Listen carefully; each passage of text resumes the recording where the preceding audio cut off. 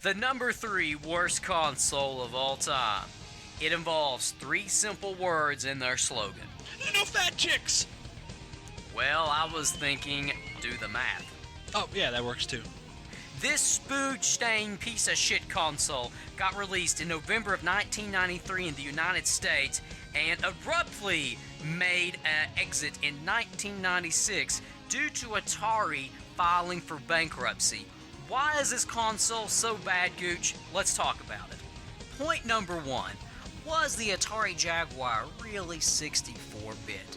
Technically, yes, but in reality, no. Here's why.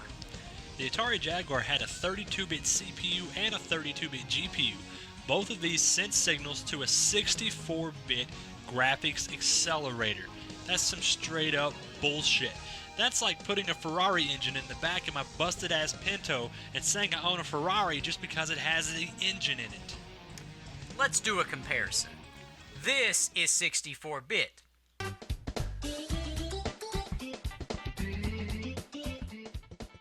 This is not 64-bit.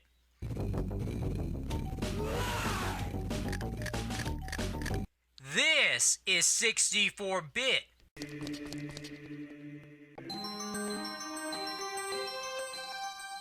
This is not 64-bit. This is 64-bit.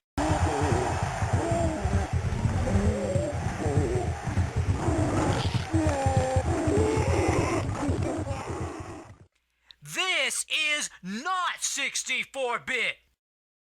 Target destroyed.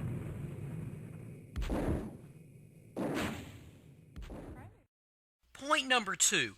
The controller took major criticism due to its design, and I mean really take a look at it.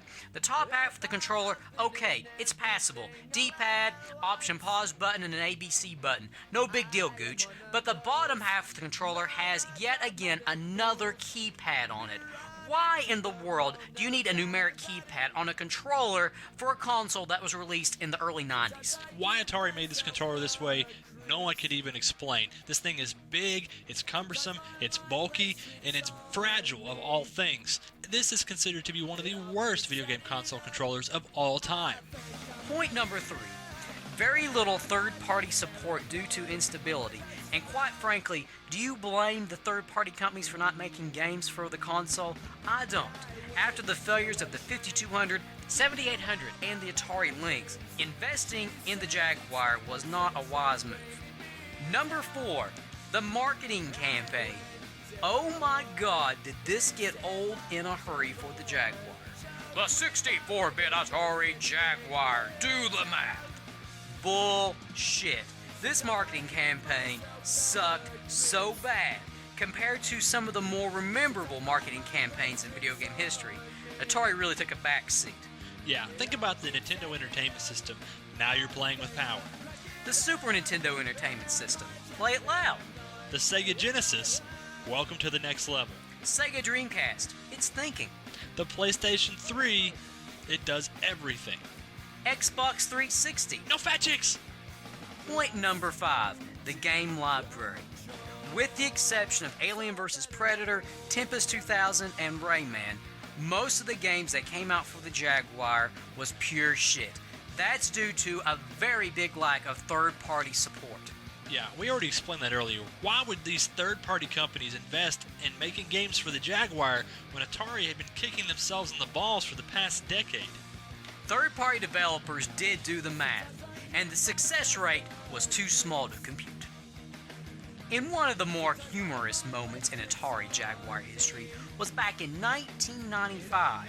The CEO of Atari at the time claimed that the Jaguar was more powerful than a Sega Saturn and slightly less powerful than a Sony PlayStation. He also went on to say that if the Sony Corporation released their brand new console, the PlayStation, at a price tag of $300 or under, he would cry foul by saying Sony violated price dumping laws and Atari would retaliate with a lawsuit. Well, you know what? The PlayStation launched in the US at $299, a buck less than $300. Atari didn't do shit. and this was actually voted number 3 in GameSpy's top 25 dumbest moments in gaming. In a last-ditch effort to save the Jaguar, Atari released the Jaguar CD in an attempt to cash in on the CD games, as the PlayStation and the Saturn was currently doing. The Jaguar CD was a monstrosity and an epic fail right from the beginning. So in conclusion, the world's first quote-unquote 64-bit console was full of shit, the controller was heavy as shit, third-party support was shit, the marketing campaign was dumb as shit, the gaming library was a pile of shit, and the CEO was a piece of shit. Well, hey, look on the bright side of things. What's that? Whenever you think of the Atari Jaguar, you're gonna think, no fat chicks! I like big butts and I cannot lie. You other brothers can't deny. Now when a girl walks in with an itty bitty waist and a round thing in your face, you get sprung. Wanna pull up tough cause you notice that butt was stuffed.